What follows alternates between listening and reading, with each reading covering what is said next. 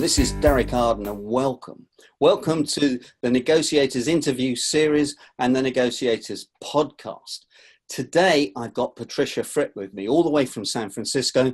Patricia is and has been the president of the National Speaking Association of America, the American Hall of Fame for Speakers, and she is one of, if not the top speaking coaches in the world.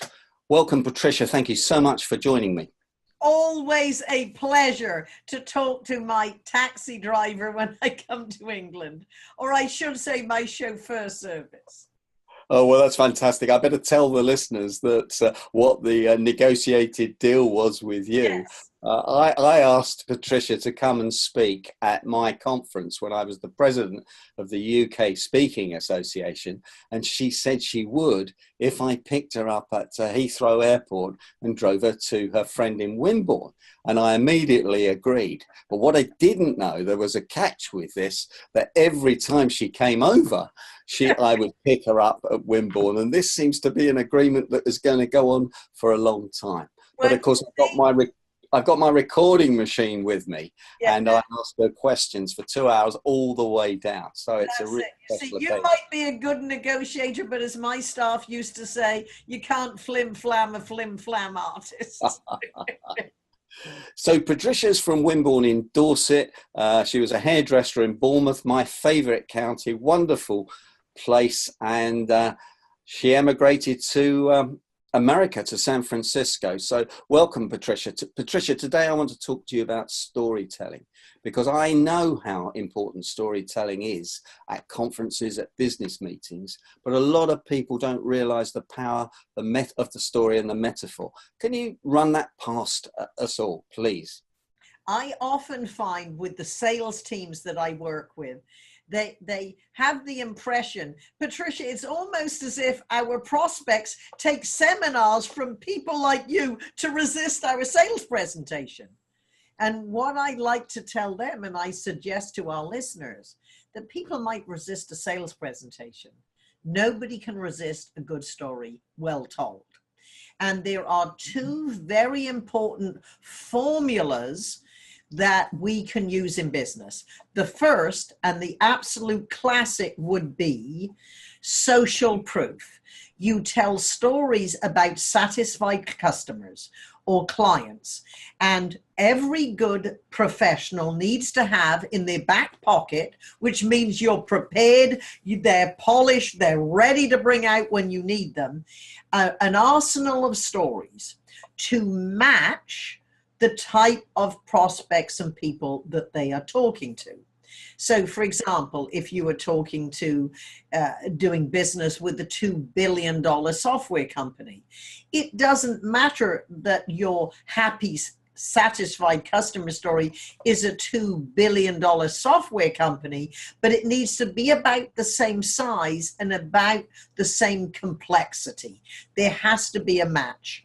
And within your stories, because although companies do business with companies, it's really people who work in companies negotiate and close deals with other people.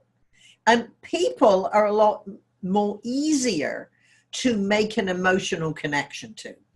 So what you would do within your presentation, so this is, let's say, when everything else is equal, you are competing against someone else with great references, great customers who think they're fabulous, probably the technology or the product and the price isn't that much different. In other words, whether this company selected A, B, or C, the results would be similar.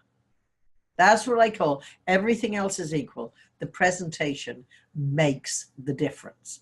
And I have so many clients who've engaged me because they said, Patricia, we're losing sales. Nothing to do with what we offer. The presentation skills of our competitors are better than ours. And storytelling, as you know from your own work, is very important. So let's just imagine you've got this arsenal of stories. So when a prospect would say to you, can you think of a reference I could call? These are the type of people you have in your back pocket. And when you do this artfully, it's as if you're taking your satisfied clients on your sales calls with you. So, for example, you might be saying, and you always have to focus your presentation around the challenges, the opportunities, or whatever the priorities are for the person you're talking to. So you might say, certainly this is your challenge, and this is very similar to what we solved for the ABC company. Now, if Patricia were here, she would say, the first time I called Derek, I said, help. Now, you're going to think, oh, but customers probably don't call and say help. No. Now, this is the important part about stories. They have to be true. They don't have to be 100% factual. In other words, you take what could have been 2 weeks of conversations, could be 3 months of negotiations, and you shrink it into one conversation that starts with help. How could they, if they knew, clearly articulate the problem? Because I have heard help. As you know, we're a $2 billion software company with aspirations to be 20 billion. This is what our challenge is. I've heard this. So it's help. And the secret is, Derek, you always give the situation, the help conversation, in the words of your happy customer. Then the solution is in your words. So what we did for this company is very similar to what we'd recommend for you. It would be a 6-step process. We did this.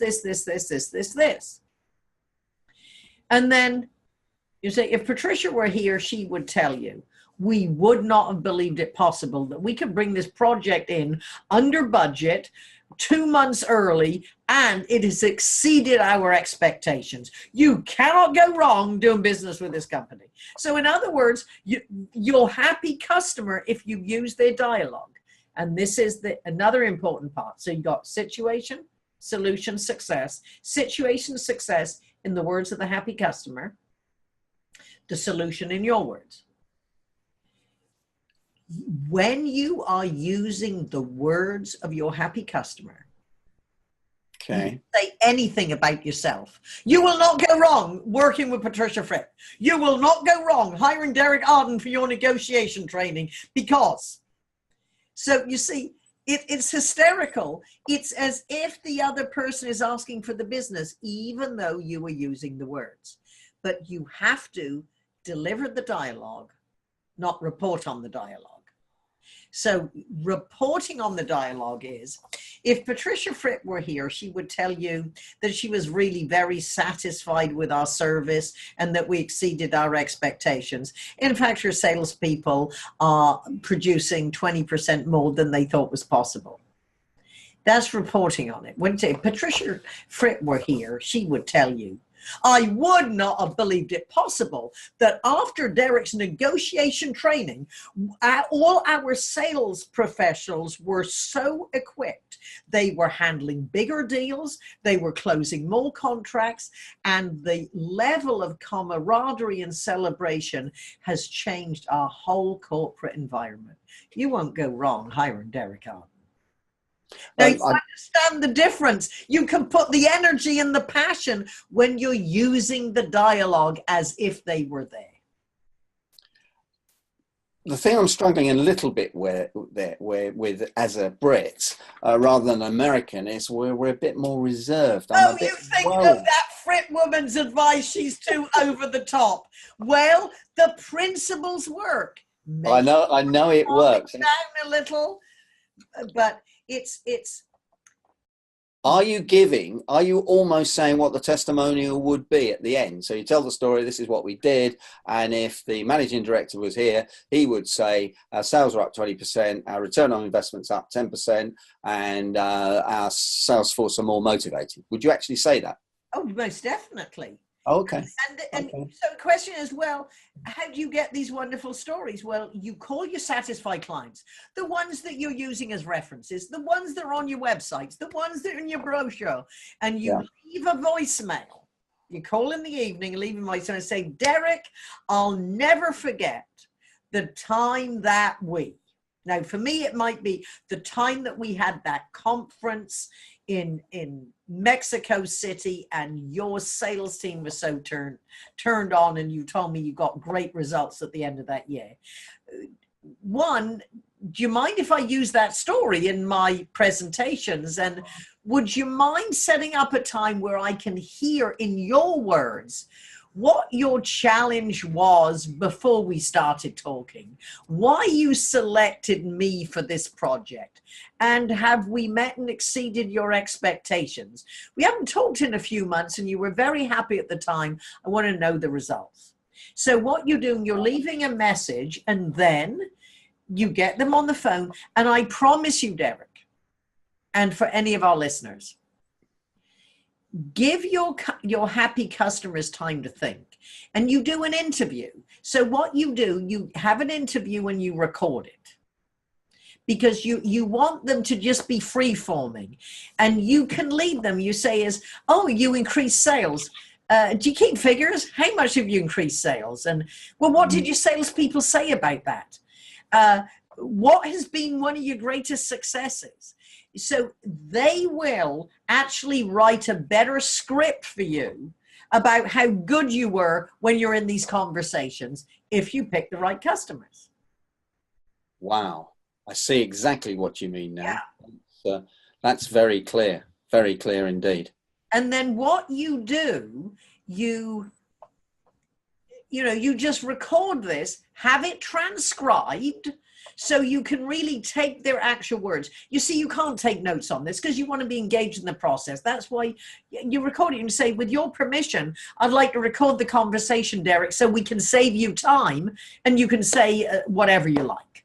It will only be from my own notes. And I promise you, I'll run by the example before I use it in my sales presentation.